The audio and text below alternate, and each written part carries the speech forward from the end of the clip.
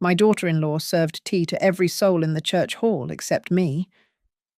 When she finally stopped at my seat, she slammed the porcelain pot onto the table hard enough to rattle the saucers. The room went silent, but I just smiled. She thought she was burying me, but she had just triggered the bomb my late husband left in his will. That crash was not an insult. It was the sound of her losing everything. My name is Evelyn Hartman. I have lived in Maple Hollow for 72 years, and for the last 40 of them, I have occupied the same pew in the third row of New Dawn Fellowship. I am a widow, a mother, and as of this morning, a ghost in my own community. The sunlight filtered through the high windows of the fellowship hall, illuminating dust motes dancing over platters of store-bought sugar cookies and styrofoam cups of lukewarm coffee. It was the social hour, that sacred time between the final prayer and the rush for Sunday roast, where gossip is traded with the same fervour as scripture. I sat at my usual round table near the back, watching Brianna work the room. My daughter-in-law is in her early 30s and dresses like she stepped out of a catalogue for the perfect modern Christian wife. She wore a modest beige cardigan over a floral blouse, her hair pulled back in a soft, non-threatening bun.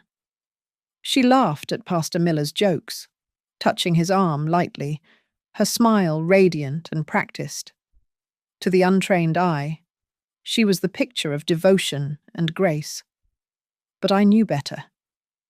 Every time her gaze swept past my corner of the room, the warmth vanished instantly, replaced by a glacial indifference that cut sharper than the winter wind. She picked up the large floral ceramic teapot, the heavy one the ladies' auxiliary brings out for special occasions. It was a performance, and Brianna was the star. I watched her move from table to table with the grace of a dancer. She poured a steaming cup for the pastor. She topped off the cup of Mrs. Gable, the head of the flower committee, whispering a compliment that made the older woman beam. She even stopped to pour for the two young men who had just started attending the youth group, flashing them a charming, encouraging smile. She wove through the crowd, a benevolent hostess dispensing grace in liquid form, ensuring everyone felt seen and welcomed. She walked right past me initially, forcing me to turn my head, then paused as if remembering a distasteful chore. She turned and approached my table.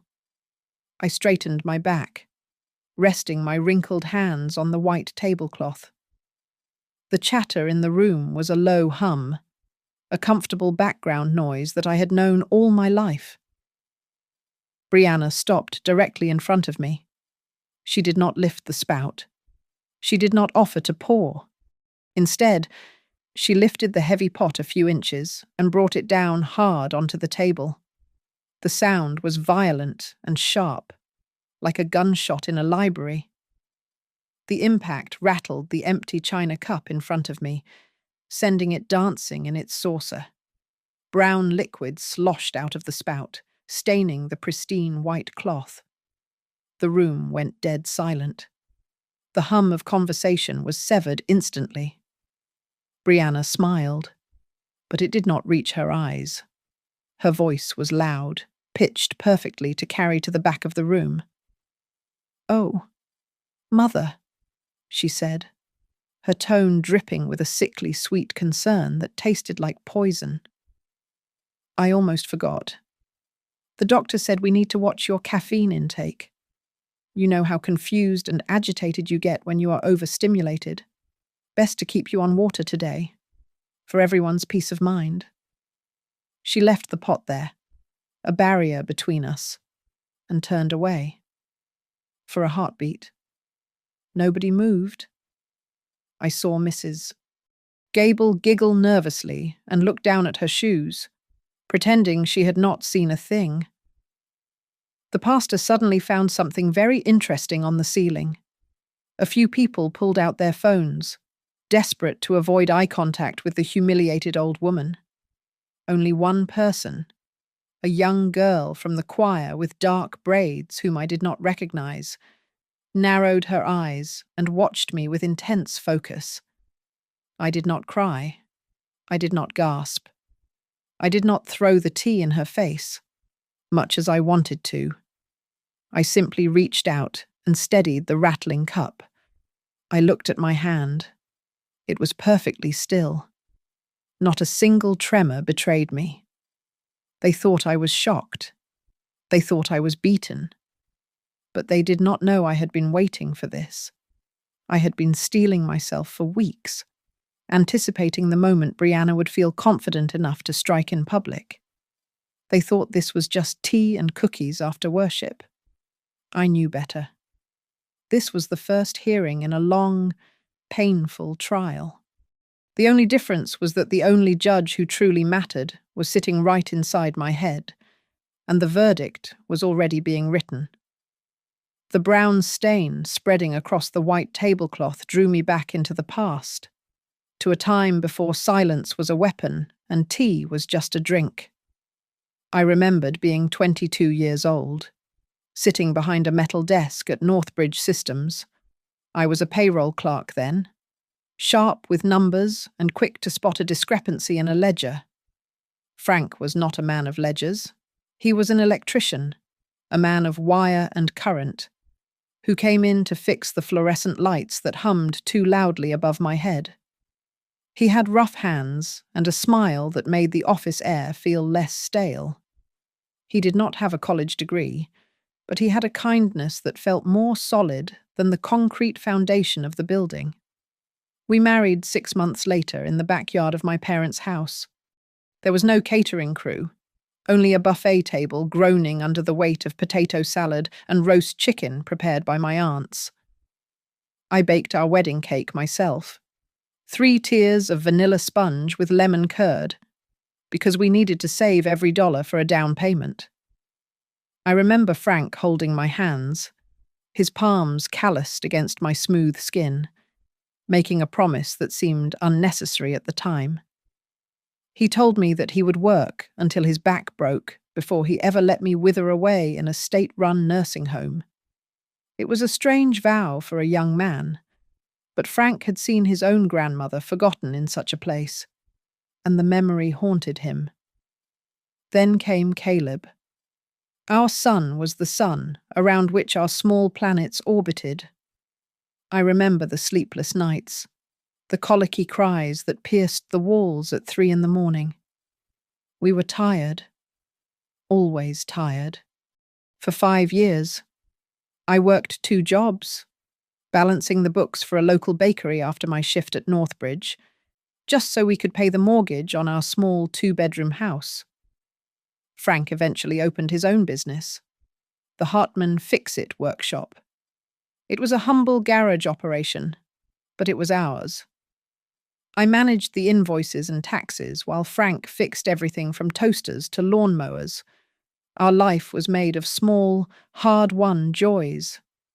It was late dinners of meatloaf warmed up in the oven, the smell of engine grease and pine soap, and family fishing trips where we caught nothing but laughed until our sides ached. But cracks appear in the foundation long before the house falls down. Caleb was a bright boy, but he grew into a young man who was uncomfortable with his own history. He started to look at Frank's grease-stained fingernails not with pride, but with embarrassment. When his college friends asked what his father did, Caleb would vaguely say he was in technical services, rather than admit his dad fixed broken vacuum cleaners. He was ambitious, starving for a life that did not smell of hard labor. He wanted to scrub the blue-collar dust off his skin. I remember the first time he brought Brianna home. He had been working for a year and had met her through a mutual friend. She worked for Evercrest Realty and carried herself with the polished assurance of someone who sold lifestyles, not just houses. She sat on our worn velvet sofa and drank coffee from my mismatched mugs. She made polite conversation, complimenting the pot roast. But I saw her eyes. They were scanning the room, assessing the square footage, noting the age of the window frames, calculating the resale value of my life. She was not looking at a home. She was looking at an asset. After dinner, Frank stood by the kitchen sink, drying a plate with a slowness that worried me. He watched Brianna through the doorway as she laughed at something Caleb said. A laugh that sounded like wind chimes made of ice. Frank pulled me aside, his voice low and rough. He told me that he was not sure if that girl loved our son, or if she loved the future she thought our son could give her. He saw the hunger in her that Caleb mistook for drive. We ignored the warning signs because we wanted our son to be happy.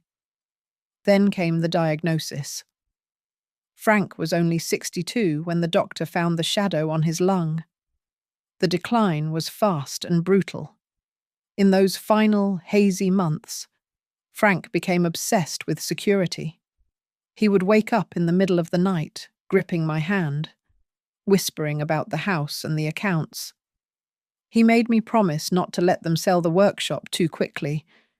He spoke urgently about a meeting he had with a lawyer, about making sure I was protected. He was terrified that once he was gone, I would become a burden, or worse, a piece of inventory to be managed. I soothed him, wiping the sweat from his forehead, telling him not to worry. I did not know then that he was not just hallucinating from the morphine. He was predicting the weather, and he knew a storm was coming for me. Frank had always been a man who double-checked his work. Whether he was wiring a fuse box or securing a ladder, he never relied on luck. 2 months before he died, he applied that same principle to our family. He made an appointment with Mary Ellen Cooper, a no-nonsense estate lawyer who operated out of a brick building on Main Street. Frank had known her since high school. He did not go there just to draft a simple will. He went there to construct a fortress. Together, they established the Hartman Living Trust. It contained the usual divisions of assets, but Frank insisted on a specific, highly unusual conditional clause. Mary Ellen later told me she called it the protective shield. The terms were clear. If there was any evidence of coercion, neglect, emotional abuse, or involuntary institutionalization directed at me by the beneficiaries, their share of the estate would be immediately revoked and redirected to charity. I remember sitting by his hospital bed when he told me what he had done. The machines were beeping rhythmically, counting down the seconds of our marriage. He pulled me close, his voice a rasping whisper. He told me that he did not trust the law very much, but he trusted that those signatures would make Caleb and Brianna think twice before they did anything cruel. He said he hoped he was wrong, but he had seen the way Brianna looked at our bank statements when she thought no one was watching. After the funeral, the grief had barely settled in the house before the inquiries began. Caleb and Brianna did not ask how I was sleeping. They asked about the workshop inventory. They asked about the life insurance payout. They asked if the house deed was free and clear. Their concern was surgical, probing for the financial vitals of my existence. The first real crack appeared on a Tuesday afternoon. I was lying down in the bedroom, trying to rest my eyes, when I heard the creak of the floorboards in Frank's study down the hall. I walked softly to the door and peered inside. Brianna was there. She had the bottom drawer of the filing cabinet open, the one where Frank kept the important legal documents. Her fingers were walking rapidly through the hanging folders, stopping when she found the large manila envelope labelled Trust. When I cleared my throat, she jumped so hard she nearly dropped the file. She shoved it back in and turned around, her face flushing a deep crimson. She claimed she was just looking for a stamp to mail a sympathy card. I did not say a word. I just stared at her until she hurried out of the room. From that day on, the strategy changed. Brianna stopped looking for papers and started attacking my credibility. It began with small corrections. We would be having dinner, and I would mention a memory or a date. Brianna would gently interrupt, placing a hand on Caleb's arm, and say that I was mistaken. She would claim I had told them a different story yesterday. She would insist I had forgotten appointments that never existed. She spoke in a soft, pitying tone, designed to make Caleb believe his mother was slipping away. Then came the brochure. Caleb sat me down at the kitchen table one evening and slid a glossy pamphlet across the wood.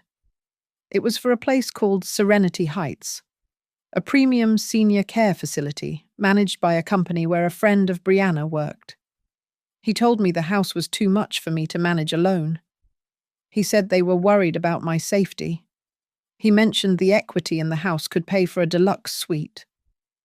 I pushed the brochure back. I told him I was staying in the home his father built. When I mentioned that Frank's will gave me the sole right to reside there for as long as I lived, Caleb's face darkened. For the first time, I saw genuine anger in his eyes, a flash of frustration that I was not cooperating with their financial timeline. Brianna took the war outside the house.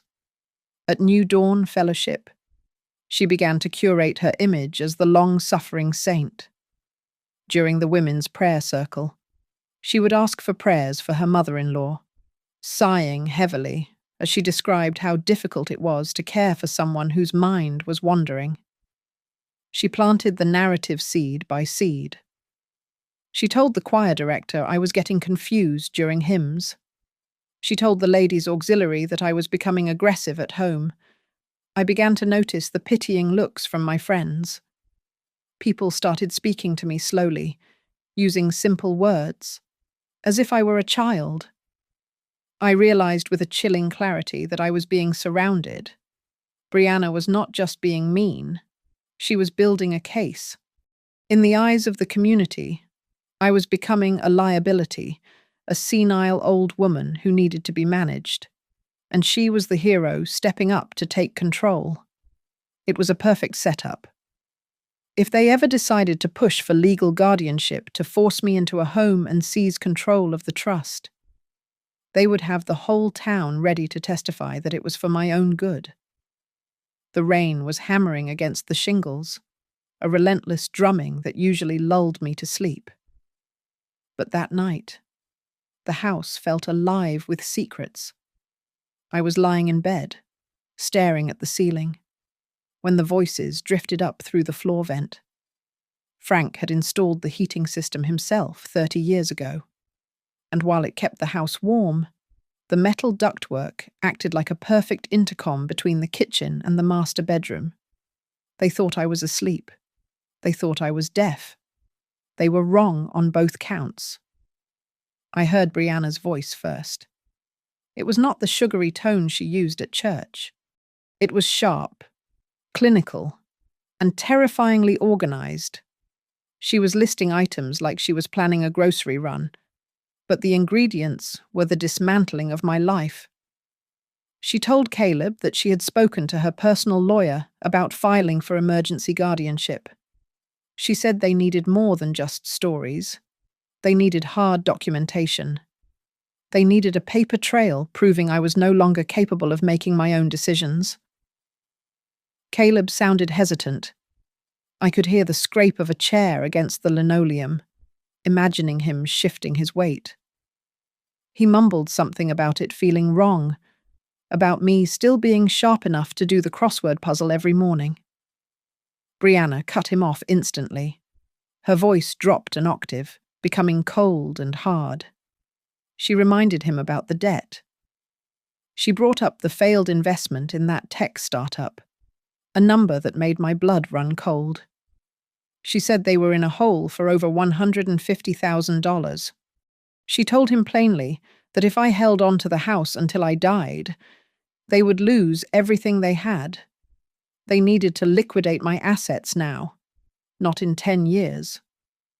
Then came the plan for the doctor. Brianna mentioned a name, a psychiatrist who owed her a favor and liked to be paid in cash. She said we would frame it as a routine checkup.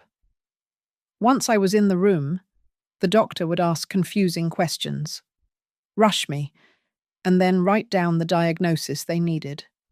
Cognitive decline, early stage dementia. The label that would strip me of my rights. But the medical record was not enough.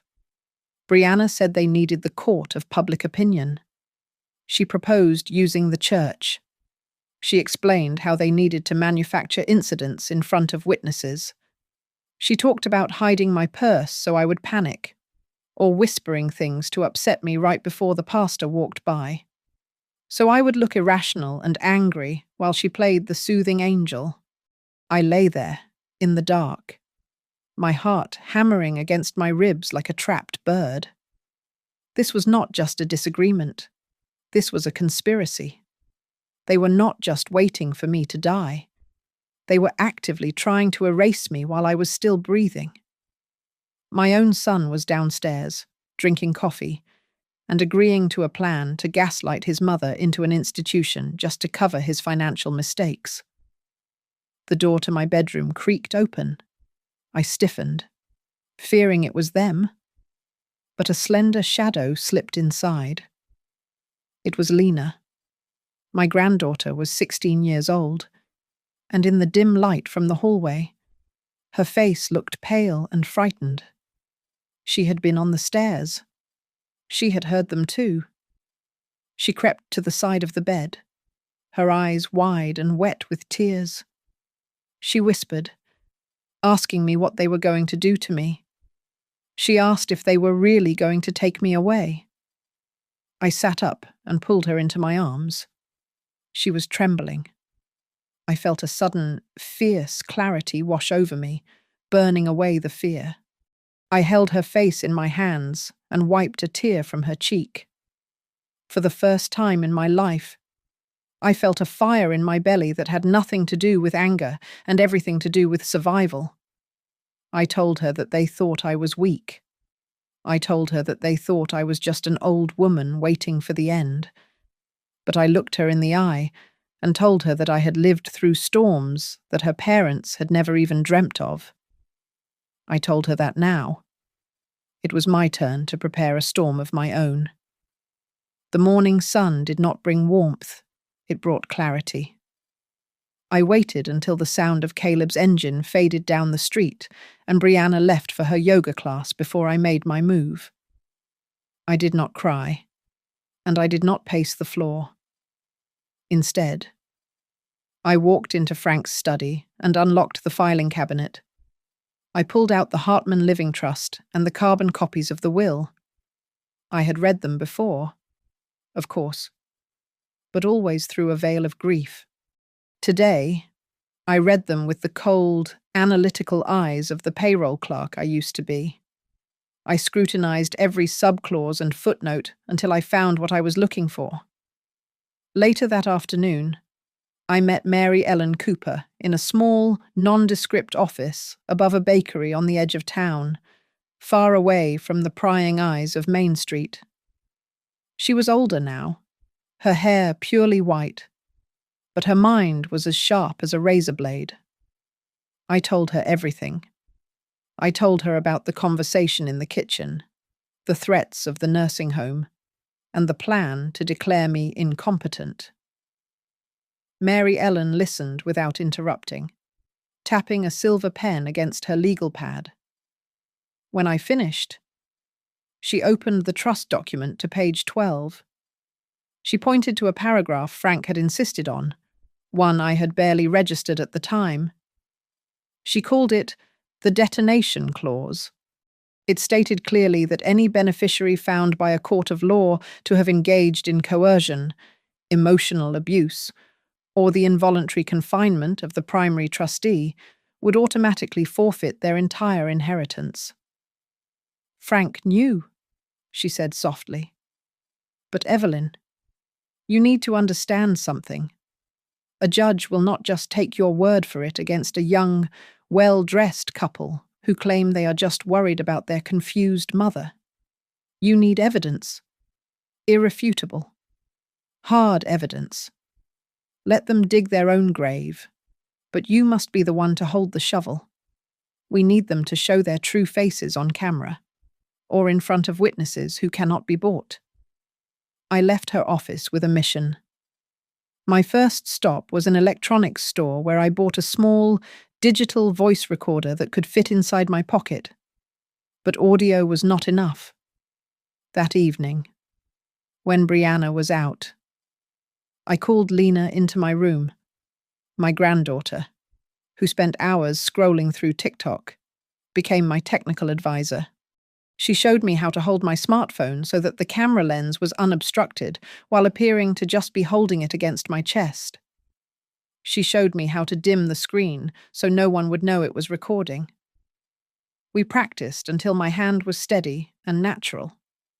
I needed one more ally, someone outside the family circle. I had noticed Tasha, a young woman in the church choir who always sat in the back. She was smart, observant, and worked as a researcher for a local journalist. I approached her in the church parking lot after choir practice. I did not talk about the money or the trust. I spoke to her about dignity. I told her that my children were painting a picture of a senile old woman to silence me. Tasha listened, her expression shifting from polite interest to focused anger. She agreed to be my eyes and ears, promising to watch, listen, and document, not as a reporter yet, but as a witness who hated a bully. Together, we realized we needed a stage. Brianna thrived on public adoration, so we decided to give her exactly what she wanted. We knew she was planning a big event at the church to solidify her image as the saintly caregiver. We decided not to stop her. In fact, I would play the part she wrote for me. I would be the quiet, frail old woman, luring her into a false sense of security until she felt safe enough to take the mask off. While the trap was being set, I took one final, crucial measure. I drove 40 miles to a large university hospital in the city, a place where no one knew the name, Hartman. I underwent a comprehensive neurological and cognitive evaluation with a specialist who had zero connections to Brianna's social circle. It took 4 hours of testing, puzzles, and interviews. 2 days later, the results arrived in the mail. I was cognitively 100% intact. I folded the certified report and tucked it into my purse next to the voice recorder. It was no longer just a piece of paper. It was the shield that would break their swords. Brianna had pitched the idea to Pastor Miller as a family Sunday, a special event to honor the wisdom of the church elders. I knew exactly what it was. It was a theater production designed to highlight my supposed frailty and her infinite patience. I decided to dress the part. I chose a faded floral dress that Frank used to love, one that hung a little loose on my frame to emphasize my smallness. I pinned his silver anniversary brooch to my collar and left my hair soft around my face. I looked every inch the shrinking, delicate grandmother. Before the service began, I watched Lena casually slide her phone onto a high bookshelf near the coffee station. The lens angled perfectly towards my usual table. Tasha was moving through the crowd with a professional camera around her neck, having volunteered to be the official photographer for the church newsletter. It gave her the perfect excuse to be everywhere at once, recording the truth while everyone else was posing for a lie. The service ended, and the fellowship hall filled with the smell of brewing coffee and the murmur of hungry parishioners. Brianna took charge immediately. She claimed the large floral teapot, the heavy ceramic one usually reserved for weddings, and began to work the room. She moved like a benevolent queen, pouring for the pastor first, laughing lightly at his jokes. She poured for the elders, the committee heads, and the choir director, cementing her status as the servant-hearted leader. She made sure everyone of influence had a full cup before she even turned her eyes in my direction. I sat quietly at my table, my hands folded on the white tablecloth, waiting for the performance to reach its climax. She finally approached my table. The chatter in the room was loud, but Brianna made sure she was louder. She stopped in front of me and sighed, a sound of exaggerated exhaustion. She spoke clearly, pitching her voice to carry to the back corners of the room. She said, "Oh, Mother, I almost forgot. The doctor said you should not be drinking so much tea because of your blood pressure." She looked around the room with a performative smile and added, "Anyone else who wants some will have to come get it themselves." Then she did it. She did not place the pot down. She dropped it. She slammed the heavy ceramic teapot onto the table directly in front of me. The sound was violent, a sharp crack that severed the low hum of conversation instantly. The force of it sent a shockwave through the table. My saucer jumped, rattling against the china. A wave of brown tea sloshed over the rim of the cup and soaked into the pristine white linen tablecloth, spreading like a dark bruise. A woman at the next table let out a small, startled yelp. The silence that followed was absolute. It was thick and heavy, sucking the air out of the room. I saw Mrs. Gable cover her mouth with her hand. I saw the pastor freeze, his cup halfway to his lips, his eyes wide.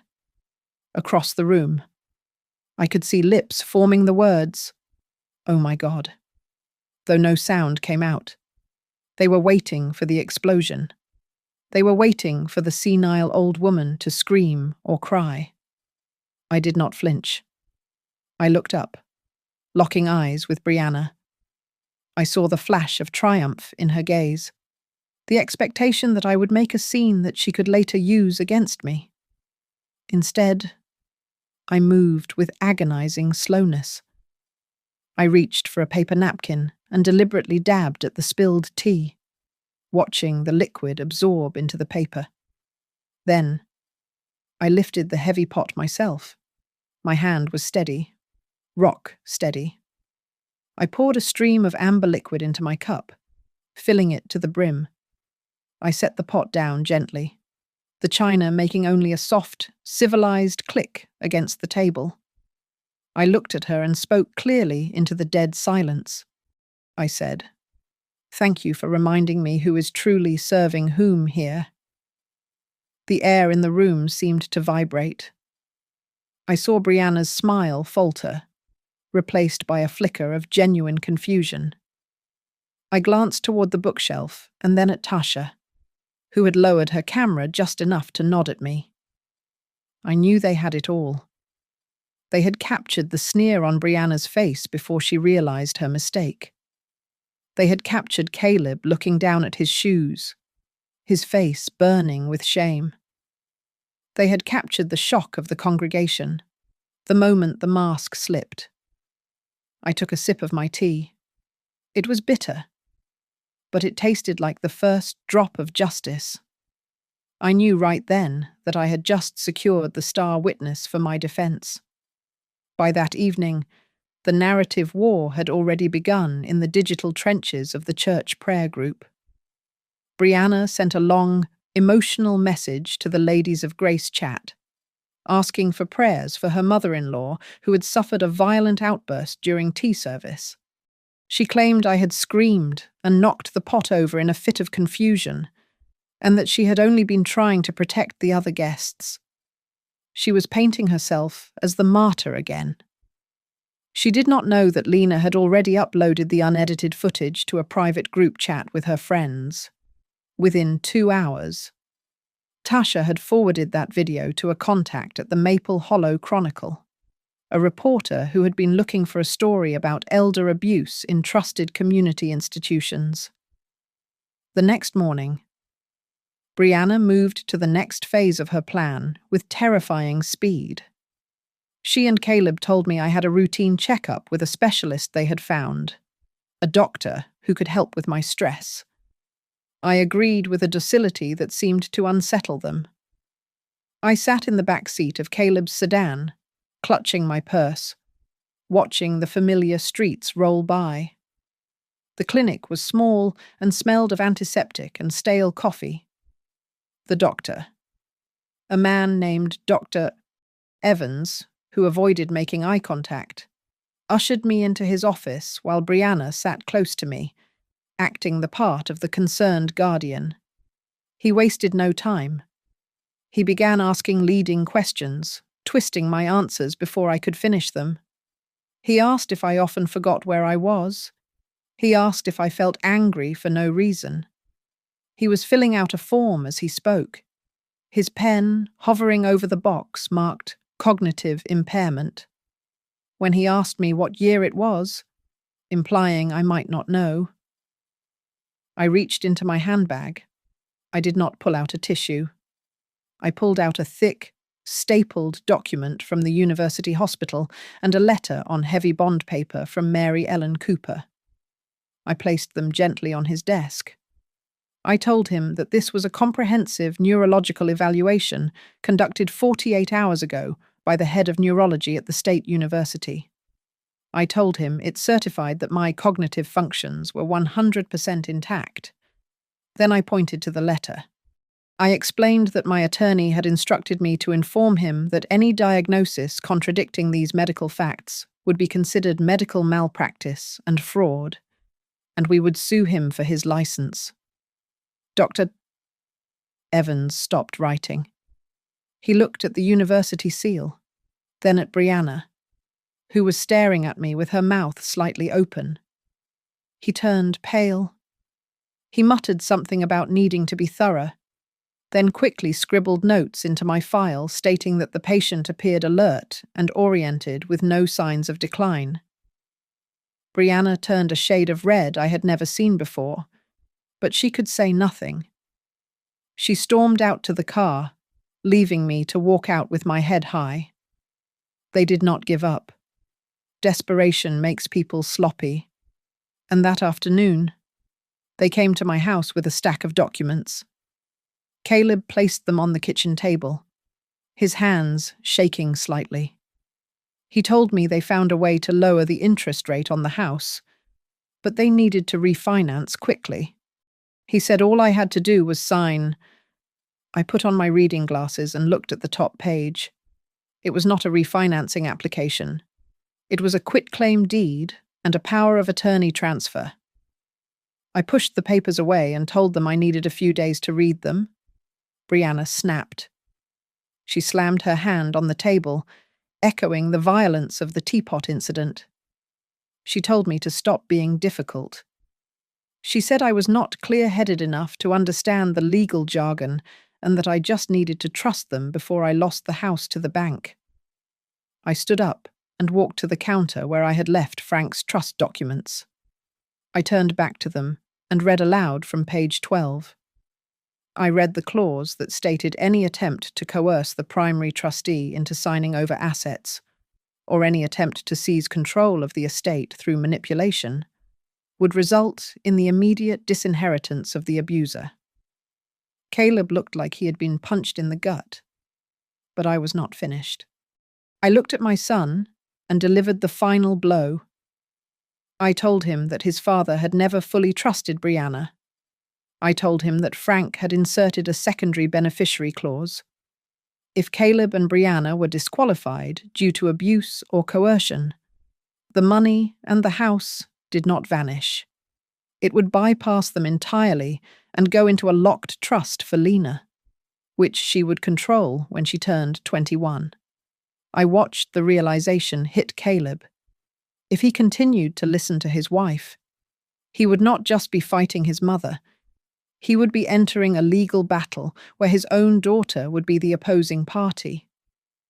For the first time, He looked at Brianna not as his partner, but as the person who was about to cost him everything. The article appeared on the front page of the Maple Hollow Chronicle on a Wednesday morning. The headline was carefully vague, reading, "The Grandmother, the Teapot, and the Silent Crisis in Our Pews." It did not mention the name Hartman, and it did not name New Dawn Fellowship. But in a town of 5,000 people, anonymity is a myth. The reporter described a scene of public humiliation masked as care, questioning how often financial ambition disguises itself as familial duty. I read it at my kitchen table, tracing the ink with my finger. For the first time, the shame I had carried for months was no longer mine to bear. It belonged to the public now. Tasha sent me the link a few minutes later with a message that made my throat tight. She said that this was no longer just about my family quarrel. She told me that people were sharing the story, not because they knew me, but because they saw their own mothers and grandmothers in that trembling cup of tea. I had become a symbol of everything the elderly were too afraid to say. The atmosphere at the midweek prayer meeting was electric. Pastor Miller tried to begin with a sermon on the importance of unity and the danger of idle gossip, clearly hoping to suffocate the sparks before they turned into a fire. It did not work. When he finished, Mrs. Gable stood up. She was the head of the flower committee and had never defied the leadership in 40 years. She adjusted her glasses and spoke clearly. She said she had seen Brianna snatch the microphone from my hand at the Christmas pageant. Then another woman stood up, recounting how Brianna had forced me out of my usual seat during the Easter service. The floodgates had opened. The facade of the perfect daughter-in-law was crumbling, chip by ugly chip. By Thursday, I received a call from Silver Horizon Advocates, a local organization dedicated to protecting the elderly. A caseworker named Sarah told me she had read the article and seen the chatter online. She offered me free legal counsel and a safety assessment, assuring me that I did not have to face this alone. I accepted immediately. I knew I would need more than just righteous anger to win the war that was coming. Brianna, realizing her reputation was bleeding out, tried to staunch the wound on Facebook. She wrote a post that was over 1,000 words long, detailing how she had sacrificed her promising career at Evercrest Realty to care for a difficult, declining mother-in-law. She used phrases like compassion, fatigue, and ungratefulness, painting herself as the victim of my senility. It might have worked, had Lena not intervened. My granddaughter did not write a word. She simply posted the raw video clip of the teapot incident in the comments section of her mother's post. The video played automatically for anyone scrolling by the slam, the sneer, the silence. The comments section turned into a battlefield, and Brianna was losing ground by the second. Lena came home from school that afternoon looking conflicted. She told me the video had circulated through the hallways. She was embarrassed that her family was the talk of the high school, but she also told me that her friends were showing it to their parents. Kids were talking about how their own grandparents were treated. Lena looked at me and said she felt proud that I did not just take it. The real blow, however, landed on Caleb. He worked for Integratech, a company that prided itself on corporate ethics and community standing. When the story gained traction, his boss called him into a meeting. They could not have a senior manager involved in a public scandal regarding the exploitation of a vulnerable senior citizen. He came home in the middle of the day, his tie loosened, carrying a box of his personal effects. He had been placed on administrative leave pending an internal investigation. That evening, the phone rang. It was the church secretary. She told me that the pastor and the deacons wanted to hold a private family meeting to resolve the tension and restore peace to the congregation. It was a trap, of course. They wanted to get me into a room, gang up on me with scripture about forgiveness, and bully me into retracting my statements to save the church's image. I told her I would be there. I hung up the phone and immediately called Mary Ellen Cooper and the representative from Silver Horizon. I would attend their meeting, but I would not be the sheep walking into the slaughterhouse. I was bringing my own wolves. They thought they were setting up an intervention to silence an old woman. They had no idea they were setting the stage for their own public execution. The church meeting was meant to be an ambush disguised as a reconciliation. Pastor Miller opened with a long, winding prayer about the sanctity of the family unit and the danger of bearing false witness. He wanted to frame the events as a regrettable misunderstanding between a stressed mother and an aging woman. He never got the chance to finish his narrative. The representative from Silver Horizon, a woman named Sarah, who had eyes like flint, stood up and placed a tablet on the center table. She said that before we discussed forgiveness, we needed to agree on the reality of the offense. She pressed play. The sound of the teapot slamming against the table echoed through the quiet vestry. Brianna's voice, sharp and mocking, cut through the air. There was no context of confusion, only cruelty. When the clip ended, the silence was heavier than stone. Pastor Miller looked at Brianna, his face pale. He asked her directly if she had served tea to every single person in that room except her mother-in-law. Brianna stammered, her hands fluttering near her throat. She tried to blame it on exhaustion, claiming the stress of caring for me had made her snap. But the women of the church, the same women who had once admired her, looked at her with a collective, withering disappointment. Their judgment was silent, but it was final. While the church court was dismantling her reputation, the county court was dismantling her husband's future. The hearing for the emergency guardianship Caleb had filed weeks ago was finally called to order. I walked into the courtroom, not as the confused invalid described in their affidavit, but as a woman in full command of her faculties. I wore my best navy suit, my hair pinned back in a tight, elegant bun, and I carried my own files. Caleb's lawyer tried to weave a story of decline. He spoke of me getting lost in town and forgetting the names of days. He painted a picture of a woman who was a danger to herself. Mary Ellen waited until he was finished. Then she stood up and destroyed his entire argument with a single flash drive. She played the recording of my neurological exam from the university hospital. The judge watched me answer complex memory questions with speed and precision. The doctor's report was entered into evidence, stating clearly that my cognitive function was in the top 10% for my age group. Then came the moment that broke my heart and saved my life. Lena stood up from the bench behind us. She asked the judge if she could speak.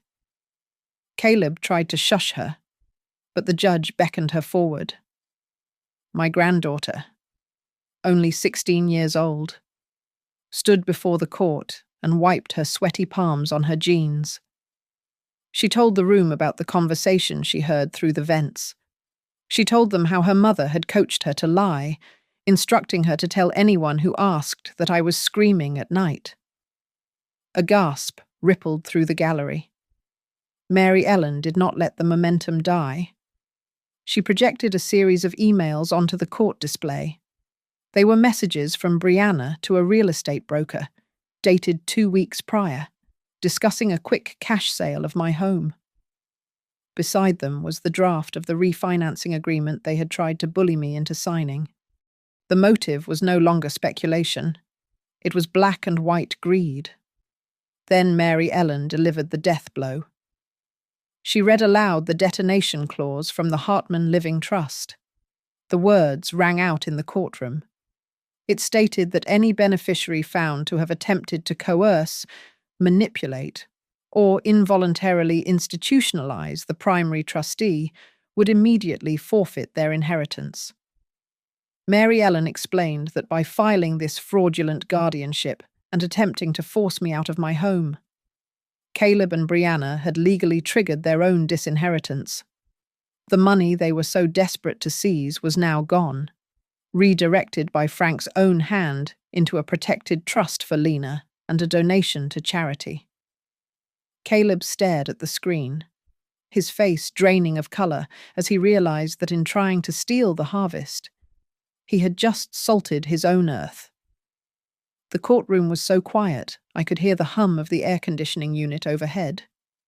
The judge did not shout, and he did not bang his gavel. He simply looked over his glasses at the stack of evidence, the video, the emails, the medical report, and delivered his ruling in a voice that was terrifyingly calm.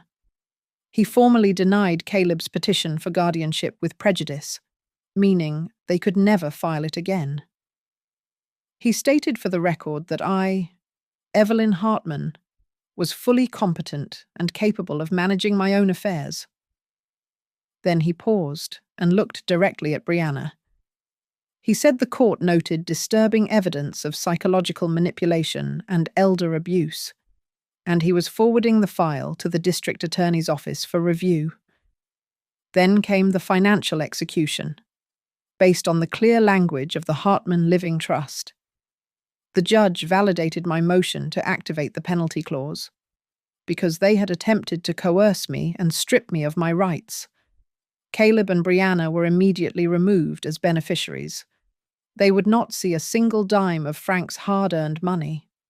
The house, the savings, everything remained under my sole control, with the future inheritance bypassing them entirely to go into a locked trust for Lena.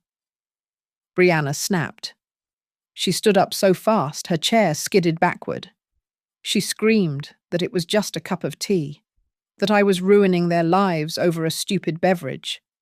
But that single sentence sealed her fate. Every person in that room realized she still did not understand. She did not see the cruelty. She only saw the inconvenience. The judge silenced her with a sharp warning, stating that one more outburst would result in a contempt charge. I looked at Caleb. He had slumped into his chair, his face the colour of old ash.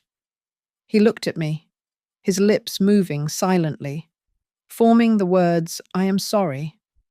I did not hate him in that moment. I just felt a profound, hollow distance. I turned my face away. It was not out of spite. It was because I realized that his apology was not for hurting me, it was for losing the money. And that is a difference a mother never forgets. The legal aftermath was swift. The court issued a temporary restraining order, forbidding Brianna from contacting me without a third party present. Lena was granted emancipated status regarding her finances, meaning her parents could not touch the trust fund she would access when she turned 18. The final judgment, however, happened back at New Dawn Fellowship. Pastor Miller, faced with the undeniable proof of the video and the court ruling, had no choice. He asked Brianna to step down from all her leadership roles. He required her to make a public apology to the congregation. She stood at the wooden pulpit the following Sunday, reading a prepared statement about misunderstandings and stress. But the audience was different now. The older women in the front row, the backbone of the church, sat with their arms crossed and their faces like stone. They did not nod. They did not say, "Amen." They simply watched her. And in their cold stares, Brianna realized she had lost something far more valuable than money. She had lost her place. A few weeks later, on a Sunday afternoon, much like the one where this war began, I stood in the fellowship hall. The sunlight was streaming in, illuminating the dust motes dancing in the air. I picked up the large floral teapot. It felt heavy and solid in my hand. I walked from table to table, pouring tea. I poured for Mrs. Gable. I poured for Tasha.